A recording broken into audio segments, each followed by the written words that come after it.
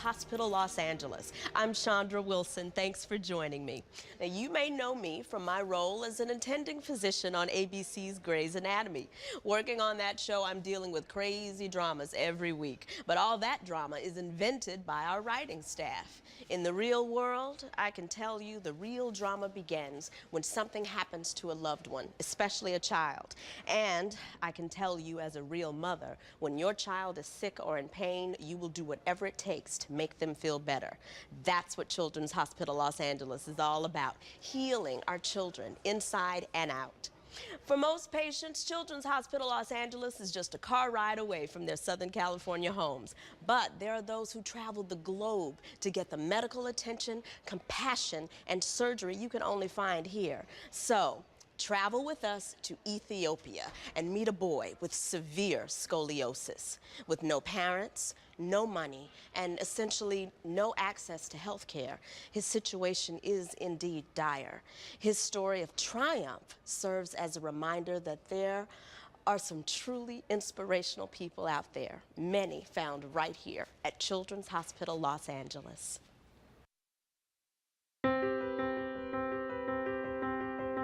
In a rural village in Ethiopia, an 8-year-old boy struggles with life as an orphan and an outcast. He suffers from severe scoliosis, has a heart murmur, is deaf in one ear, and has a deformed right hand. If his scoliosis goes untreated, his body will eventually cave in on itself, crushing his lungs, depriving him of air, and in the end, killing him. So an organization called Mending Kids International arranges for Berhanu to travel to California for life-saving surgery. Mending Kids International brings children in from outside of the U.S. for surgeries that they just can't get at home. We really feel like what we can do is give them an opportunity to have a surgery that will transform their life, that will restore them back to the childhood that they deserve. Dr. David Skaggs, chief of the Children's Orthopedic Center, has assisted Mending Kids on several occasions. Children's Hospital Los Angeles has the technology and the know-how to change these children's lives.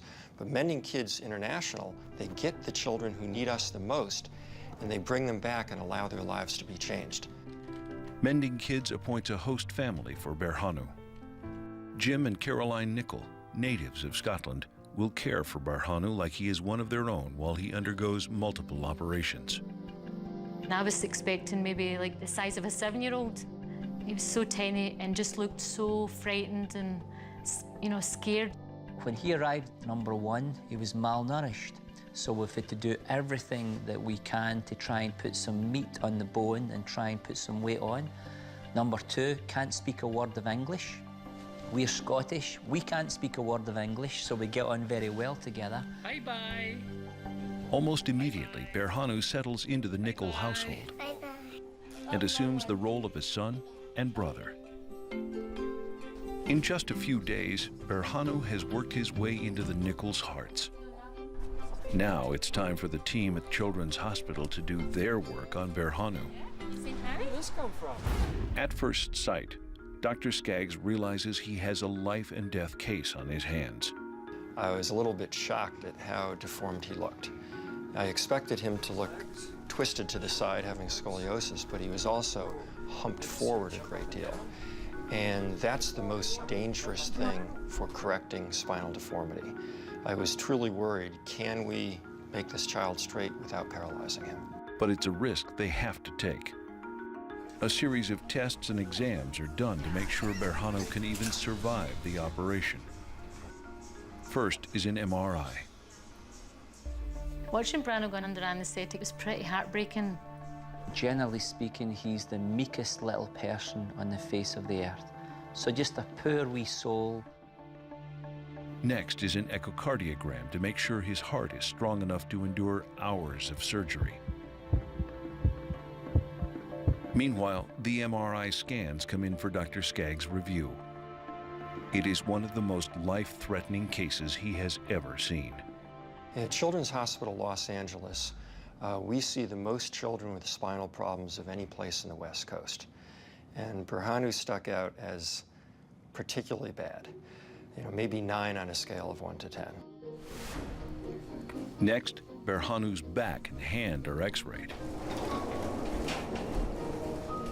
Dr. Skaggs stretches him out to test the stiffness of his spine. Because his spine barely moves, 2 operations will be needed to correct his scoliosis. Okay, good job. Dr. Andre Panosian, the plastic surgeon who will be operating on Berhanu's hand, studies the x-rays. Right here, we're looking at his right arm. We can see that there appears to be a thumb-shaped structure here, although he's missing the fingers in between. I think there's almost always something we can try to do to improve function, depending on how much of the function he's already actually got. After consultations with the team of doctors, Berhanu gets the green light for surgery. The corrective force is taking what's curved and pulling it over, and 2, attaching another rod that's not here at the top and bottom and stretching. So you take what's curved and stretch it out.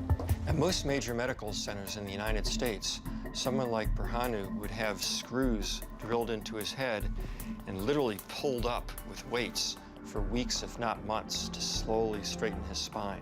At Children's Hospital of Los Angeles, we've pioneered a technique where we don't put screws in the kid's head, and we're able to do everything from inside the body. And we're able to shorten this to 2 surgical procedures within a week. Dr. Skaggs, who has a son the same age as Berhanu, makes a promise. We'll tell him, and I'll treat him just like he was my son. After years of severe scoliosis and only a week in the United States, Berhanu heads to surgery.